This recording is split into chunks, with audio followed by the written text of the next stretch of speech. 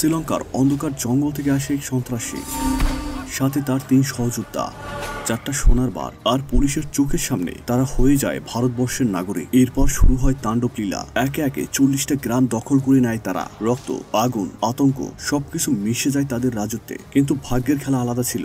অন্ধকারে ভেসে আসে এক নাম, একজন কমান্ডো, মাত্র ১০ ঘন্টা। আর সেই ভয়ঙ্কর সাম্রাজ্য যেটা তৈরি হয়েছিল ২০ বছরের ঘামে আর রক্তে, মুহূর্তে মাটির সাথে মিশে যায়। ১০ ঘন্টার মধ্যেই সেই সন্ত্রাসী সাম্রাজ্য একদম ঠান্ডা করে দেয়। বলছিলাম সানি দেওয়ালের ২০২৫ মুক্তি পাওয়া মুভি জাট, মুভিটা এক কথায় দারুণ হয়েছে। তুমি এক মুহূর্তের জন্য চোখ সরাতে পারবে না। তো আর বেশি কথা না বলে চলুন শুরু করা যাক আজকের মুভি। গল্পের শুরু হয় শ্রীলঙ্কার জাফনা মানগোস নামের জঙ্গল থেকে। সেখানে শ্রীলঙ্কার আর্মিরা অনেক লোক দিয়ে খনন কাজ করাচ্ছিল। সেখানে একদল ডাকাত তাদের সাথে খননের কাজ করছিল। তারা এসেছিল মূলত তাদের লুকিয়ে রাখা অস্ত্র খুঁজতে। তখন সেখানে রানা নামের একজন ডাকাতকে দেখতে পায়। তারা মাটি খননের সময় হঠাৎ করেই রানা মাটির নিচে কিছু দেখতে পায়। তখন তারা মাটির নিচে একটি বক্স দেখে। তারা বক্সটি খুলতেই দেখে তার ভিতর রয়েছে অনেক সোনা। এটা দেখে তারা সবাই অবাক হয়ে যায়। একটু পর এই কথা রানা তার ভাই সোমলুকে জানায়। রানা তার ভাইকে বলে, সারা জীবন এভাবেই লোকের কাজ করবে নাকি? চল এখনই ভাগ্য পরিবর্তন করি। এটা বলে রানা তার লোকজন নিয়ে আর্মিদের উপর আক্রমণ করে। তারা আর্মিদের সাথে লড়াই করতে থাকে। পরে সেখানে অনেক আর্মি সৈন্য চলে আসলে রানা সেই সোনার বক্স তার কাঁধে নিয়ে সেখান থেকে পালিয়ে আসে এবং পরে তার ভাই সহ তার লোকদের নিয়ে ট্রলারে করে সমুদ্র পথে ইন্ডিয়া চলে আসে। সমুদ্র পার হয়ে তীরে এসে সেই বক্সটি লুকানোর চেষ্টা করতে থাকে। পরে তারা যখন সমুদ্রের তীর দিয়ে হেঁটে যাচ্ছিল তখন পুলিশ তাদের গ্রেপ্তার করে ফেলে। সেই সাথে তাদেরকে পুলিশ স্টেশনে নিয়ে আসে।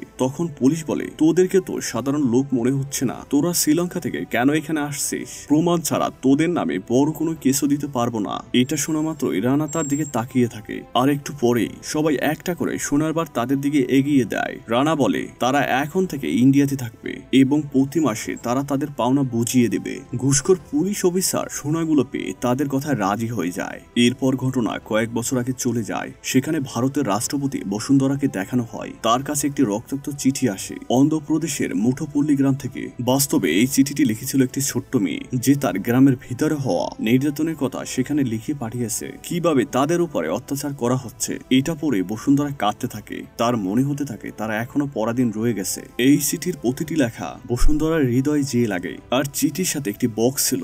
সেই বক্সে ছিল মানুষের কাটা আঙুল, যেগুলো ওই গ্রামের মানুষের। এটা দেখে বসুন্ধরা তার সিবিআই অফিসার ছাত্রীমূর্তিকে এই চিঠিটি দিয়ে বলে, তুমি সেখানে যাও আর ওই গ্রামে কি হচ্ছে সেটা তুমি আমাকে জানাও। কারণ বসুন্ধরা বুঝতে পেরেছিল ওই গ্রামে এমন কিছু হচ্ছে যেগুলো বাইরে প্রকাশিত হচ্ছে না। এরপর আমাদের সেই অন্ধ্রপ্রদেশের মুঠোপল্লী গ্রাম দেখানো হয়, যেখানে একটি মাঠে একজন কৃষক গরু দিয়ে নাঙ্গল দিচ্ছিল। তখন পাশের জমিতে মাথাবিহীন কিছু লাশ দেখতে পায়। এটা দেখে তারা খুব কান্না করতে থাকে, কারণ সেই লাশগুলো তাদের গ্রামের ছেলেদের। তার কিছুক্ষণ পর ওই গ্রামে বিজয় লক্ষ্মী নামে এক পুলিশ অফিসার যায় এবং গ্রামের লোকজন সেই লাশগুলো নিয়ে সারিবদ্ধভাবে সাজিয়ে রাখে। এটা দেখে বিজয় লক্ষ্মী তাদের বলে, এসব কে করছে আমাকে বলো। কিন্তু সেখানে পরিস্থিতি এমন ছিল যে কেউ কোনো কথা বলতে চায় না, অথচ সবাই খুব ভয়ে থাকে। একটু পর কিছু লোকেরা সেই মাথাবিহীন লাশগুলো চিনতে পেরে কাঁদতে থাকে। হঠাৎ সেখানে একটি ছেলে বলে ওঠে, এই সব কিছু রানা মাস্তান করেছে। এইটা শোনা মাত্রই বিজয় লক্ষ্মী রানাকে ধরার জন্য তার অফিসারদের নিয়ে গাড়িতে করে রওনা দেয়। এর আগেই বিজয় লক্ষ্মী তার সিনিয়র অফিসারকে ফোন করে জানিয়ে দেয় সে রানাকে ধরতে যাচ্ছে। এই কথা শুনে তার সাথে থাকা কিছু অফিসার গাড়ি থেকে নেমে যায়, কিন্তু কিছু মেয়ে অফিসার লক্ষ্মীর সাথে যেতে প্রস্তুত ছিল। এরপর তারা যখন রানার বাড়ি যায় তখন সেখানে রানার মাকে দেখতে পাই। বিজয় লক্ষ্মী রানার মায়ের সামনেই রানার লোকদের মারতে থাকে। তখন সেখানে রানার স্ত্রী ভারতী চলে আসে। সে ছিল খুবই চালাক। ভারতী বিজয় লক্ষ্মীকে বলে, এইখানে লড়াই না করে তোমরা ভিতরে এসো। বিজয় লক্ষ্মী ভিতরে যে ভারতের সামনেই রানার নামে উল্টোপাল্টা বলতে থাকে। এটা শুনে ভারতী বিজয় লক্ষ্মীর গায়ের পোশাক ছিঁড়ে ফেলে। সেই সাথে বাকি নারী অফিসারদের মারতে থাকে তাদের লোক দিয়ে। এক পর্যায়ে তাদের সবার শরীরের কাপড় খুলে নেয় এবং একটি ঘরে আটকে রাখে। সেখানে ভারতী বিজয় লক্ষ্মীকে বলে, রানা কোনো সাধারণ মানুষ নয়, সে একজন দানব। এখানে তার শাসন চলে, এখানে অন্য কারোর আইন চলে না। এখানে রানার কথাই শেষ কথা। এরপর সিন পরিবর্তন হয়। সেই সাথে এই মুভির নায়ক বালদেবকে দেখতে পাই, যে কিনা ট্রেনে করে কোথাও যাচ্ছিল, কিন্তু পথিমধ্যে ট্রেনের সমস্যা দেখা দেয়। এই জন্য বালদেব ট্রেন থেকে নেমে যায়। বালদেব ট্রেনের এক অফিসারকে জিজ্ঞেস করে, এখানে কি হয়েছে? উত্তরে সেই অফিসারটি বলে, সামনে ট্র্যাক উল্টে গেছে, এই জন্য ট্রেনটি আর যাবে না। এটা শুনে বালদেব সামনে হাঁটতে থাকে। থাকে। তার সাথে তার খুব খিদাও লেগে যায়, এই জন্য সে একটি ধাবায় যায় খাবার খেতে। এখানে বালদেব এসেছিল অন্য প্রদেশ থেকে, সেখানকার খাবার সম্পর্কে কিছুই জানে না। তখন সেই খাবার মহিলা তাকে বলে, এটি খাও, এটি খুব সুস্বাদু। বালদেব তখন খেতে থাকে। তখন একটু পরেই সেখানে কিছু গুন্ডা আসে। সেই গুন্ডাদের ধাক্কা লেগে বালদেবের খাবার প্লেট পড়ে যায়, যেটা বালদেবের একটু ভালো লাগেনি। এই জন্য বালদেব তাদের কাছে যায় আর বলে, তোদের জন্য আমার খাবার নষ্ট হয়ে গেছে, তোরা এখন সরি বল। এই কথা শুনে সেখানে থাকা গুন্ডারা হাসতে থাকে, সাথে আরো বলে, তুই কি জানিস তুই কাদের সরি বলতে বলছিস? চুপচাপ এখান থেকে চলে যা, না হলে তোকে মেরে এখানেই লাশ বানিয়ে দেব। এই কথা শোনার পর বালদেব তাদের খুব মারতে থাকে। তাদের মারতে মারতে বলে, এখনো সময় থাকতে সরি বল। তখন একজন বলে, তারা রাম সুব্বারেড্ডির লোক। রাম সুব্বারেড্ডি একজন বড় মন্ত্রী। বালদেব তাকে নিয়ে সুব্বারেড্ডির বাড়িতে যায়। বালদেব সেখানে গিয়ে সুব্বারেড্ডিকে সরি বলতে বলে, কিন্তু সুব্বারেড্ডি তার কথা শুনে হাসতে থাকে। এই জন্য বালদেব সুব্বারেড্ডিকে মারতে থাকে, সাথে তার লোকজনকেও মারতে থাকে। এক সময় সুব্বারেড্ডি বলে, তার সাথে সোমলু আছে। এটা শোনার পর বালদেব তাকে নিয়ে সোমলুর কাছে যায়। এরপর আমরা সোমলুকে দেখতে পাই, যে কিনা রেজিস্ট্রি অফিসে বসেছিল। এখানে সোমলুর কাজ ছিল আশেপাশের গ্রামের সকল জমি দখল করা, আর সেই সমস্ত জমির দলিল তার নামে লিখে নেওয়া। এদিকে তার কিছুক্ষণ পরেই বালদেব সেখানে চলে আসে। তাকে দেখে সোমলু বলে, তুই এখানে এসে খুব বড় ভুল করছিস। এখন বালদেব বলে, ভাই আমি তোকে চিনি না, তুই শুধু সরি বল, আমি চলে যাব। এই কথা শুনে সোমলু হাসতে থাকে। সোমলু আরো বলে, তুই কোথায় এসেছিস তুই নিজেও জানিস না। এরপর বালদেব তাদের লোকদের খুব মারতে থাকে। তারপরও সোমলু সরি বলতে চায় না। তখন সোমলু বলে, তুই আমার ভাইকে চিনিস না, আমার ভাই রানা। এটা শুনে বালদেব চিন্তা করে সে রানাকে সরি বলাবে। পরক্ষণে বালদেব সোমলুকে নিয়ে রানার বাড়ি চলে যায়। তখন সেখানে থাকা লোকদের সাথে কথা বলতে থাকে। এক পর্যায়ে বালদেব সেই লোকদের মারতে থাকে। একটু পর সেখানে রানা সহ তার স্ত্রী চলে আসে। সোমলু তার ভাইকে বলে, বালদেব তাদের খুব মারছে, তাকে সরি বলতে হবে। রানা যখন তার ভাইদের মুখে সব ঘটনা শুনে, তখন রানা বলে, সামান্য সরি তো সেটা বলে দিলেই পারতে, এত ঝামেলা করার কি দরকার ছিল। এটা বলে রানা বালদেবকে সরি বলে দেয়। এটা শুনে বালদেব হেসে ফেলে আর বলে, আমার এখন আর কোনো সমস্যা নেই, আমি এখন এখান থেকে চলে যাব। বালদেব বাইরে আসতেই দেখে সেখানে পুলিশের গাড়ি, কিন্তু সেটা ভাঙা আর কিছু অদ্ভুত মনে হতে থাকে। তার সাথে সেখানে সে ফ্লোরের রক্ত দেখতে পায় আর পুলিশের কিছু ড্রেসও দেখতে পায়। বালদেব তখন চিন্তা করে এখানে কি হয়েছে।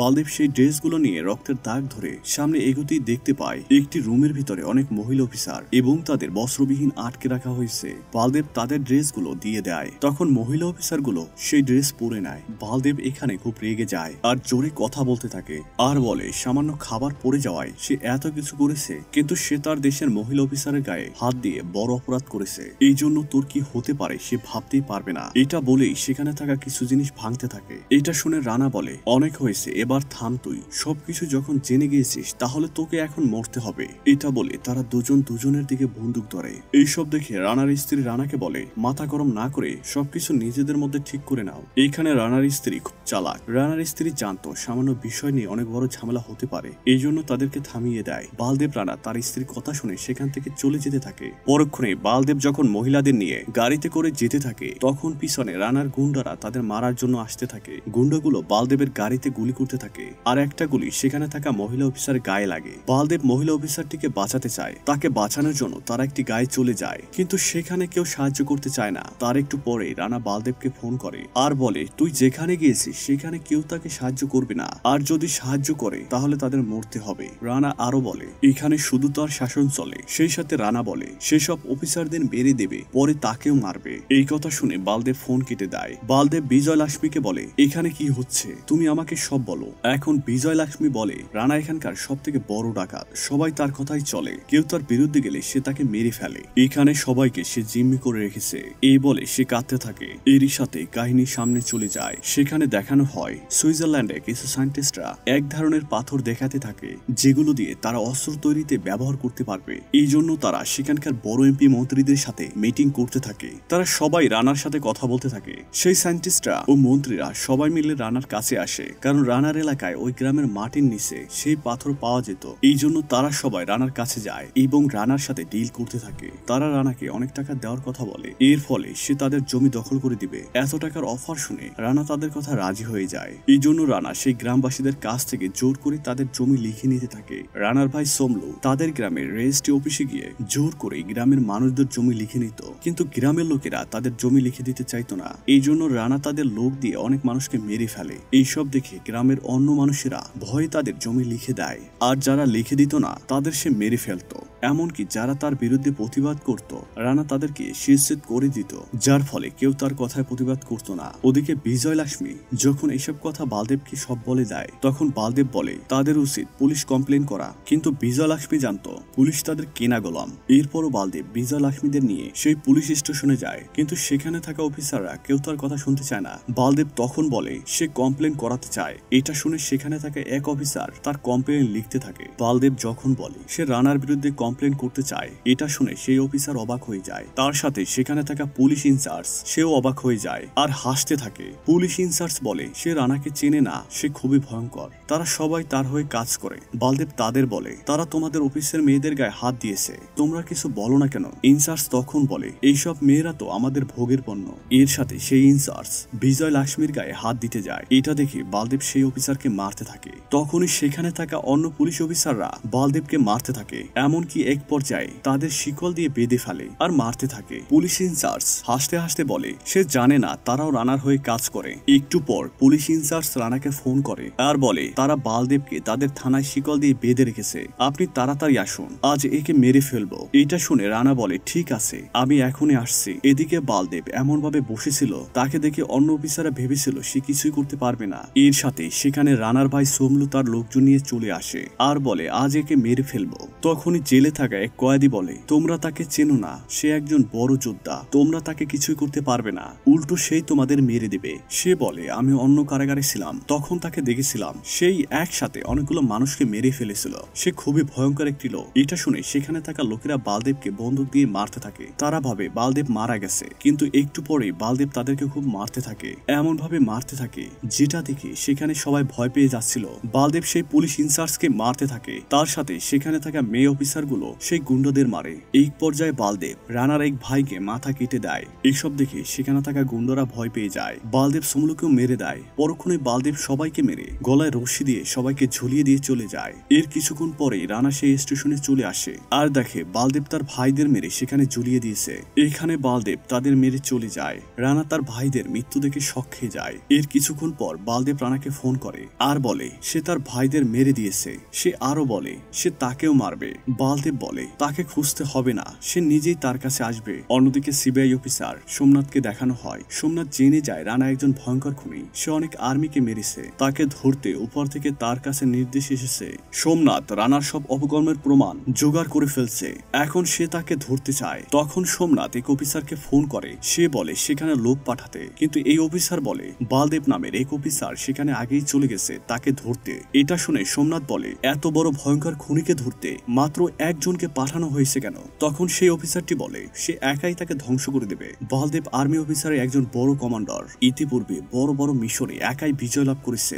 এই খবর শুনে সোমনাথ অবাক হয়ে যায়। অপর দৃশ্য আমরা রানাকে তার লোকজন সহ দেখতে পাই। রানা তার লোকজন নিয়ে সেই গ্রামবাসীদের জিম্মি করে একটি জায়গায় নিয়ে আসে। সেখানে তাদের কাছ থেকে জোর করে তাদের জমি লিখে নিতে থাকে। গ্রামবাসীরা তাদের জমি দিতে চায় না। তখন রানা কয়েকজন গ্রামবাসীকে সেখানে মেরে দেয়। রানা তাদের এখানে এসেছিল কারণ সে জানতো বালদেব যে কোনো সময় তাকে আক্রমণ করতে পারে, এই জন্য সে দ্রুতই তার কাজ সারতে চেয়েছিল। রানা সেখানে থাকা মানুষদের ভয় দেখাতে থাকে। একটু পরেই রানা দেখে হঠাৎ সেখানে বালদেব হেলিকপ্টার নিয়ে চলে এসেছে। তখনই সেখানে হামলা শুরু হয়। রানার সাথে তার অনেক লোক ছিল, কিন্তু বালদেব একাই তার সাথে লড়াই করতে থাকে। বালদেব এক এক করে সবাইকে মারতে থাকে। এক পর্যায়ে বালদেব আর রানার মধ্যে লড়াই শুরু হয়। লড়াইয়ের এক পর্যায়ে বালদেব রানাকে পরাজিত করে ফেলে। রানা তখন বালদেবকে বলে আমি 20 বছর ধরে যে সাম্রাজ্য গড়ে তুলছিলাম তুই সেটা 10 ঘন্টায় শেষ করে দিলে। এই কথা বলতেই সে হাসতে থাকে। এর সাথে বালদেব সেখানে থাকা গ্রামবাসীদের বলে তোমাদের উপর যে অত্যাচার হয়েছে তার প্রতিশোধ তোমরা নাও। এটা শোনা মাত্রই সেখানে থাকা গ্রামবাসীরা রানাকে খুব মারতে থাকে।